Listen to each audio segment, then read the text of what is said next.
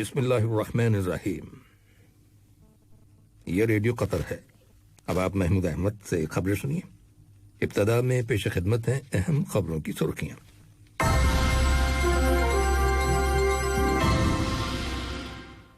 صاحب اسم امیر کی سرپرستی میں سن 2021 کے لیے دوحہ کو اسلامی دنیا کا کیپٹل آف کلچر یعنی ثقافتی دارالحکومت قرار دیے جانے کے بعد مختلف ایونٹس اور سرگرمیاں کل سے شروع ہو رہی ہیں جو سارا سال جاری رہیں گے۔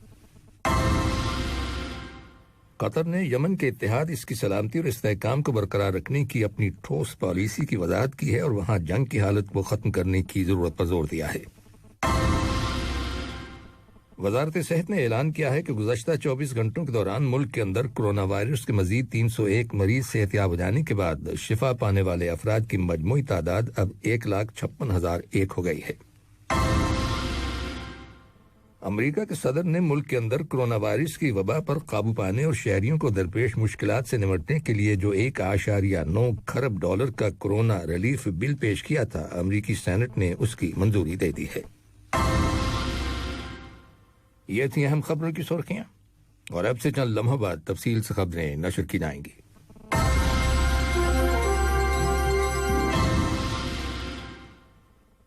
لیجیے اب آپ تفصیل سے خبریں سنیے۔ صاحب اسم امیر شیخ تمیم بن حمد آل ثانی کی سرپرستی میں سن 2021 کے لیے دوحہ کو اسلامی دنیا کا کیپٹل آف کلچر یعنی ثقافتی دارالحکومت قرار دیے جانے کے بعد مختلف ایونٹس اور سرگرمیاں کل سے شروع ہو رہی ہیں جو سارا سال جاری رہیں گی۔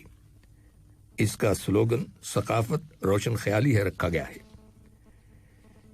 اس ایونٹ کی لانچنگ کی تقریب کا خصوصی ایپیسوڈ قطر کے تمام ٹیلی ویژن چینلز پر نشر کیا جائے گا۔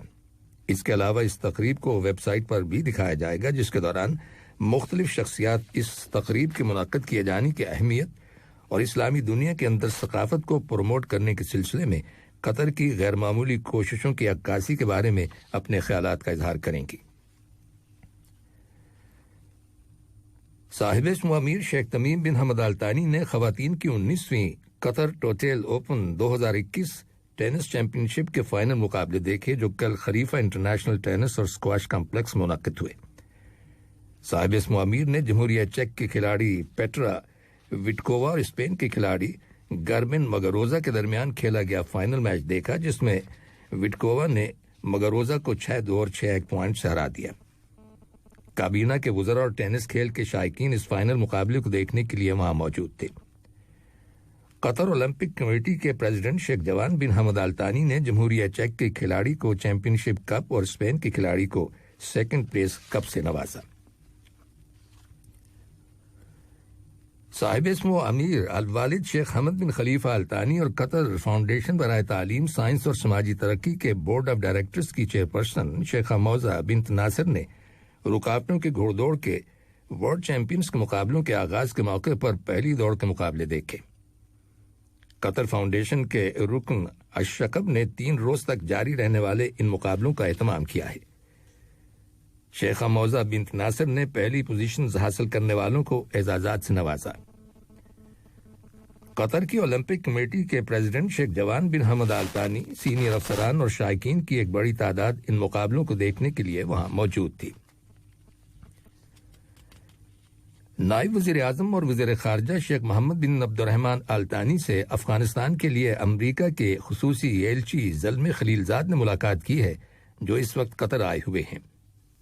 ملاقات کے دوران قطر اور امریکہ کے تعلقات، اس خطے کی تازہ ترین صورتحال، خاص طور پر افغانستان کے حالات کے بارے میں تبادلہ خیال کیا گیا۔ ریاست قطر نے یمن کے اتحاد اور اس کی سلامتی اور استحکام کو برقرار رکھنے کی اہمیت کے بارے میں اپنی ٹھوس پالیسی کی وضاحت کی ہے اور وہاں جنگ کی حالت کو ختم کرنے کی ضرورت پر زور دیا ہے۔ ان خیالات کا اظہار نائب وزیر اعظم اور وزیر خارجہ شیخ محمد بن عبد الرحمن آل ثانی نے قطر کے دورے پر آئے ہوئے یمن کے وزیر خارجہ احمد عود بن مبارک کے ساتھ ملاقات کے دوران کیا۔ نائب وزیر اعظم اور وزیر خارجہ نے کہا کہ یمن کے بحران کو سیاسی طور پر مذاکرات کے ذریعے حل کیا جانا چاہیے۔ بات چیت کے دوران قطر اور یمن کے تعلقات اور انہیں فروغ دینے کے وسائل بھی زیر بحث آئے۔ پبلک ورکس اتھارٹی اشکال نے ڈی رنگ روڈ پر واقع ٹریفک جنکشن کو، جو لولو انٹرسیکشن کہلاتا ہے جزوی طور پر کھول دیا ہے۔ اس انٹرسیکشن کے کھولے جانے کے بعد جابر بن حیان اسٹریٹ اور الحریہ اسٹریٹ سے آنے والی گاڑیاں بائیں جانب سے ڈی رنگ روڈ پر پہنچ سکیں گی۔ اسی طرح دائیں جانب سے آنے والی گاڑیاں المطار اسٹریٹ پر جا سکیں گی۔ اشغال کا کہنا ہے کہ ڈی رنگ روڈ کے ترقیاتی پروجیکٹ کا 30% کام مکمل ہو گیا ہے اور یہ پروجیکٹ سن 2022 کی پہلی سہ ماہی کے دوران مکمل ہو جانے کی توقع ہے۔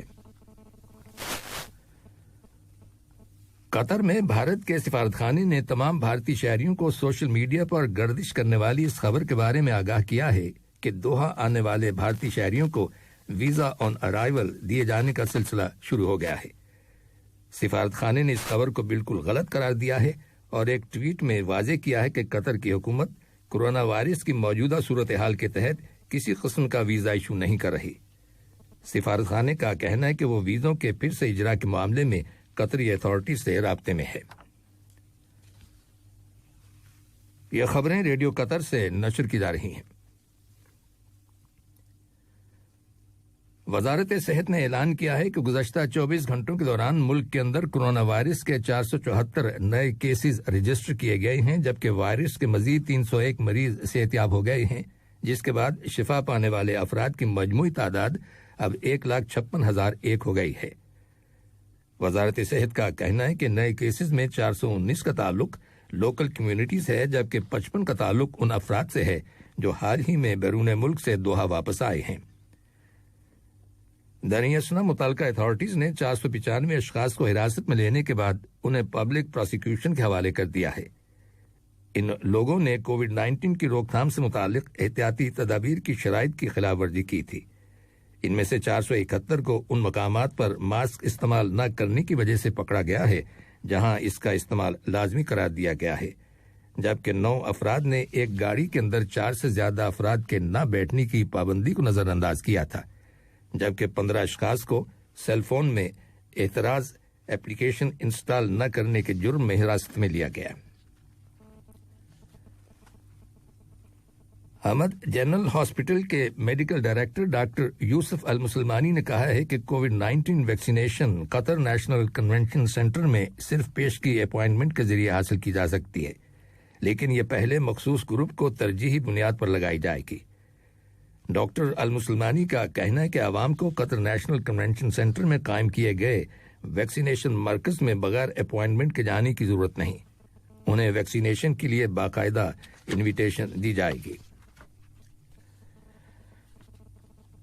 قطر میں افریقی سفارتی مشنوں کی خواتین کی ایسوسی ایشن نے ملک کے اندر قطع نظر قومیت یا معاشرے میں حیثیت کے ہر کسی کو کورونا وائرس کی ویکسین لگائے جانے کے سلسلے میں قطر کی حکومت کی کوششوں کی تعریف کی ہے اور کووڈ 19 وبا کے دوران دوسرے ممالک کو انسانی امداد دیے جانے کی پالیسی کو سراہا ہے۔ افریقی سفارتی مشنوں کی خواتین کی ایسوسی ایشن کی اکثریت کو کورونا وائرس کی ویکسین کی پہلی ڈوز لگائی جا چکی ہے۔ سعودی عرب کی حکومت نے ملک کے اندر آج سے کورونا وائرس کی وجہ سے عائد کی گئی پابندیوں میں نرمی کرنے کا سلسلہ شروع کر دیا ہے، جبکہ کویت کی حکومت نے جزوی طور پر پابندیاں جاری رکھنے کا اعلان کیا ہے۔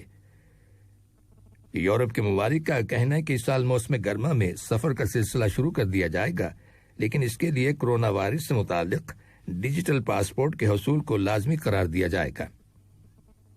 کل برطانیہ کے وزیر اعظم بورس جانسن نے اپنے ایک بیان میں کہا تھا کہ برطانیہ میں سفر کا سلسلہ رواں سال کے وسط سے شروع ہو جائے گا۔ دریں اثنا صحت کی عالمی تنظیم WHO نے خبردار کیا ہے کہ اگر ضروری تدابیر اختیار نہ کی گئیں تو کورونا وائرس کی تیسری اور پھر چوتھی لہر آ جانے کا خطرہ ہے۔ WHO نے عالمی برادری سے اپیل کی ہے کہ کورونا وائرس کی روک تھام سے متعلق میڈیسن کی ایجادات کسی کے نام رجسٹر کرنے کا سلسلہ فی الوقت روک دیا جائے۔ یہ اپیل ایسے وقت میں کی گئی ہے جب دنیا کے مختلف ممالک کے اندر کووڈ 19 کے مریضوں کی روزانہ تعداد میں کمی واقع ہوئی ہے اور گزشتہ ایک مہینے میں کچھ ممالک میں اس تعداد میں 50% تک کمی ہوئی ہے۔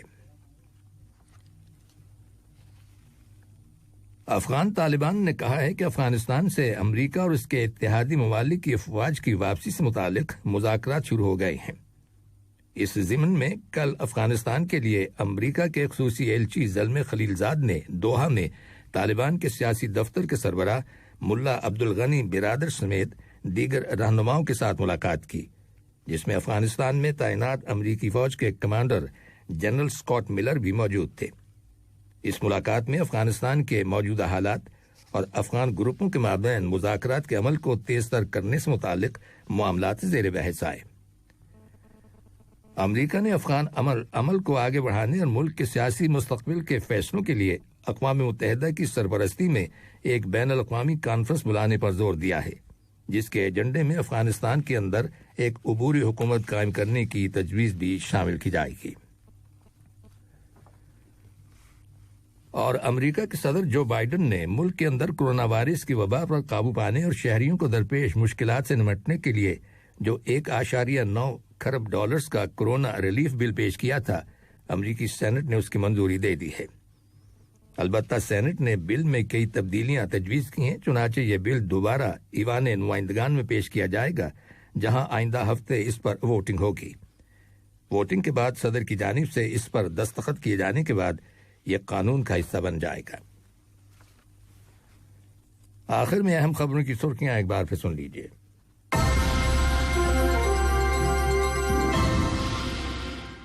صاحب اسم امیر کی سرپرستی میں سن 2021 کے لیے دوحہ کی اسلامی دنیا کا کیپٹل آف کلچر یعنی ثقافتی دارالحکومت قرار دیے جانے کے بعد مختلف ایونٹس اور سرگرمیاں کل سے شروع ہو رہی ہیں، جو سارا سال جاری رہیں گی۔ قطر نے یمن کے اتحاد، اس کی سلامتی اور استحکام کو برقرار رکھنے کی اپنی ٹھوس پالیسی کی وضاحت کی ہے اور وہاں جنگ کی حالت کو ختم کرنے کی ضرورت پر زور دیا ہے۔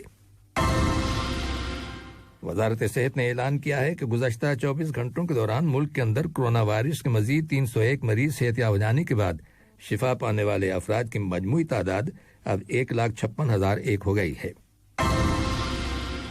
اور امریکہ کے صدر نے ملک کے اندر کورونا وائرس کی وبا پر قابو پانے اور شہریوں کو درپیش مشکلات سے نمٹنے کے لیے جو 1.9 کھرب ڈالر کا کورونا ریلیف بل پیش کیا تھا، امریکی سینٹ نے اس کی منظوری دے دی ہے۔ ریڈیو قطر سے خبریں۔ السلام علیکم دوستوں، میں ہوں شیخ نور۔ مجھے امید ہے کہ ویڈیو آپ کو انفارمیٹو لگی ہوگی۔ اسی طرح قطر اپڈیٹ آتے رہنے کے لیے میرے یوٹیوب چینل گپ ship with Sheikh Noor YouTube channel کو سبسکرائب کیجیے اور اس ویڈیو کو لائک، کمنٹ اور شیئر ضرور کیجیے۔ Thank you.